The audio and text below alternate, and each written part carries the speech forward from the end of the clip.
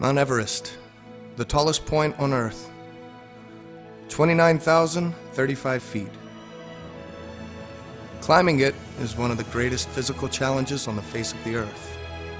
And to many, it's the answer to a lifelong dream. My name is Luis Benitez, and this is my story about asthma.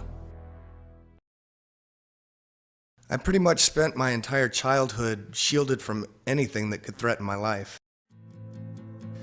Asthma meant that my only escape, my adventures, were through my father's collection of National Geographic magazines. On every page there was a new world that I thought I could never be a part of.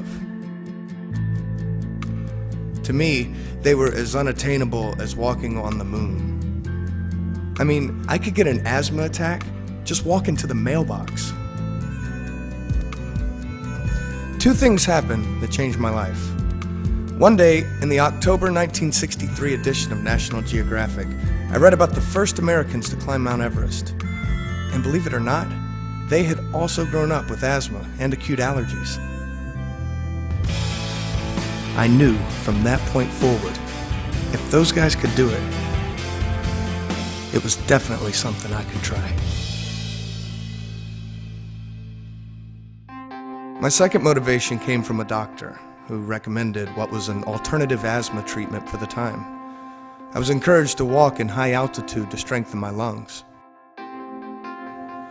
My father was originally from Ecuador, so we spent the summers trekking in the Andean mountains. I was about 7 years old at the time. Bit by bit, month by month, it actually worked. My lungs got stronger. I didn't realize it at the time, but with every step I took, I was getting closer to a dream that had always seemed impossible.